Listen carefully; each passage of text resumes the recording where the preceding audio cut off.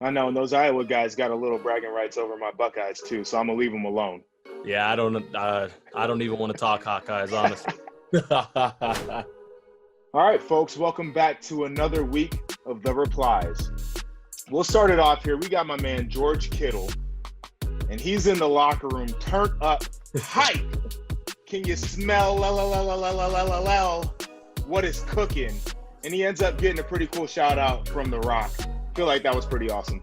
Man, I'm so jealous. You know, growing up, WWF at the time it was called, like The Rock, Stone Cold, The Undertaker, Kane.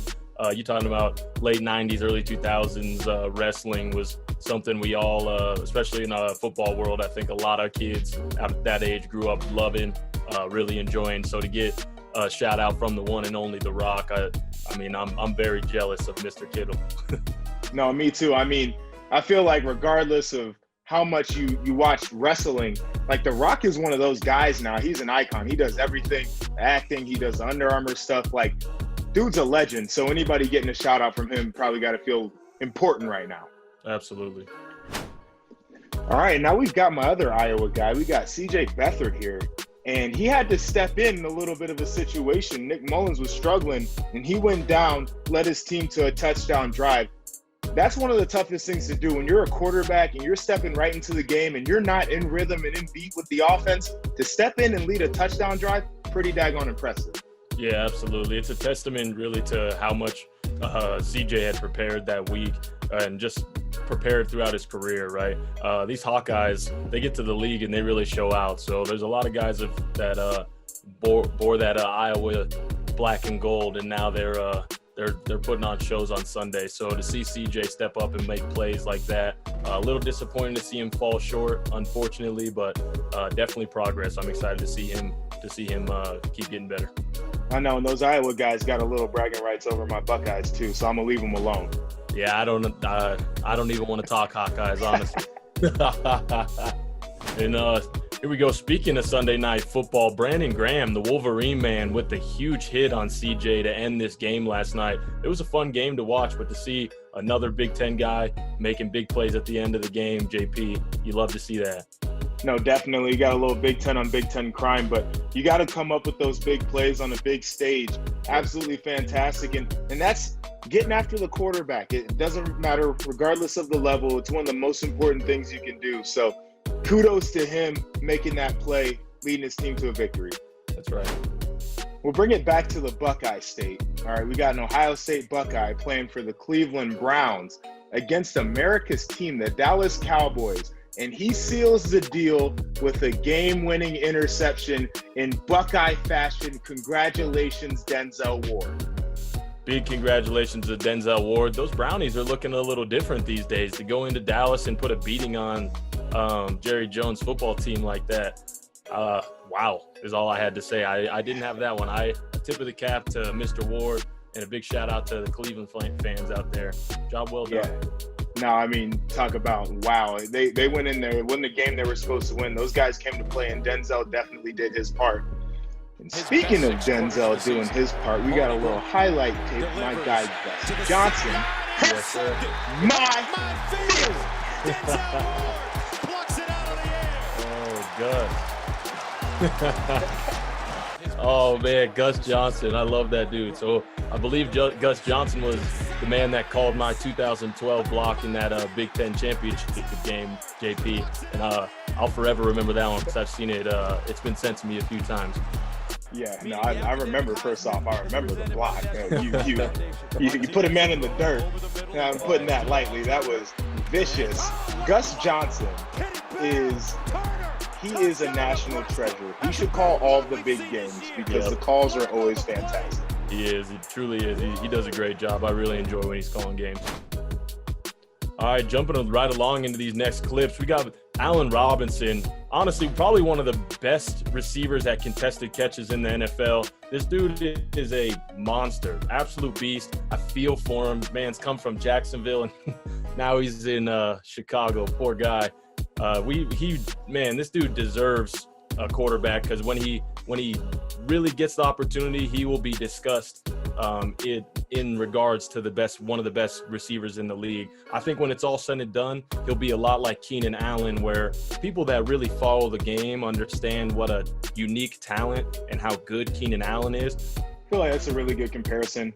The reality of the situation is, from a defensive standpoint, when you are game planning against a guy who can go up, he can climb the ladder, catch the ball, who can fight through traffic, catch the ball, who can go down and locate the ball, it presents a ton of problems because it makes an average quarterback look that much better. Exactly. And that's exactly what he's able to do.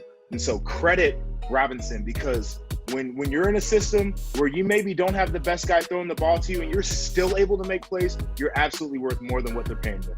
That's absolutely right. And you know this, GP, in the football world, that's called catch radius when it comes to wideouts. And this man has an extraordinary catch radius, something like Megatrons, where you just throw it in the vicinity and those kind of guys come down with it. So again, couldn't say more about Allen Robinson. Man, I'd love to see him with an elite talent quarterback. It'd be fun to watch.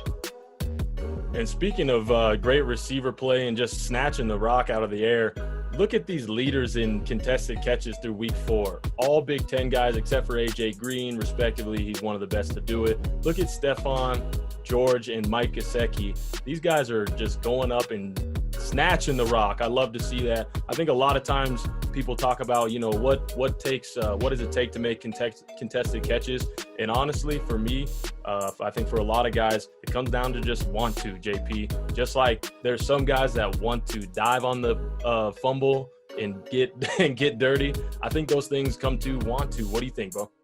I think that's absolutely right. You got to want to do it, and you got to have the focus. I think one of the things that gets lost in the middle of a football game is the fans are there, and they're not there so much this year, but stadium gets loud, coaches yelling at you, things aren't going exactly to script, and you still have to be able to lock in and do all the little things. And that's exactly what these guys are doing. But when I look at Kittle and when I look at Gesicki, 2 bigger frame guys, 2 big bodies there.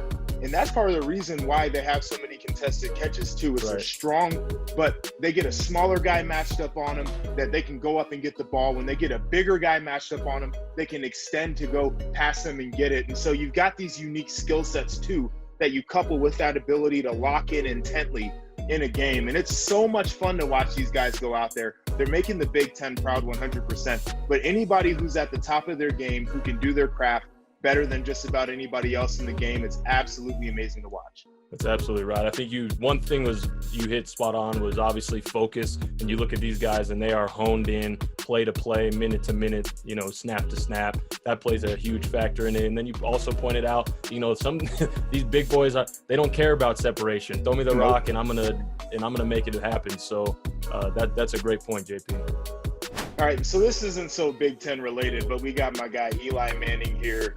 Old dude, retired now. He's sitting up at the crib working out, wearing none other than khakis. I am absolutely disappointed. I expected a lot more from this man. I'm not going to hate on Eli. Man, those khakis are going to look good with his gold jacket there, JP. So khakis in a gold jacket, I'll give you that. He probably needs the long pants on. Probably put the long pants on. But I mean, is he really going down there to get it in, or is he just doing, beach day curls or whatever? Because I know if I'm doing some heavy squats or a heavy deadlift, I might put some denim on because it'll keep my legs nice and stabilized. But I can't wear khakis into the weight room. If I'm being honest, it looks to me like he went on a nice little brisk walk on that treadmill and is getting ready to go practice at the driving range, brother. He's heading out to play some golf. Country club for sure. As we move right along, I'm grinning, waiting to hear this one. I know the Husker fans can't wait about this one. Sporting news with the Texas is back meter, and officially Texas is not back. JP, apparently. What do you think, brother? Every year it's the same daggone song. Texas, top 25 team, lose 5 games last year, end up in the top 25. Texas is back this year, top 10 team, and they lose. Every time it's the same daggone song, and I'm tired of hearing it. Speaking of the replies, one of the fan replies to the sporting news is Texas back and they're not. Tweet is my guy, Coach Urban Meyer, with a Texas Longhorn sideline jacket on. Do I think it'll happen? Absolutely not. He looks good with Jerry DiNardo up there breaking down offense and defense here on Big Ten Network.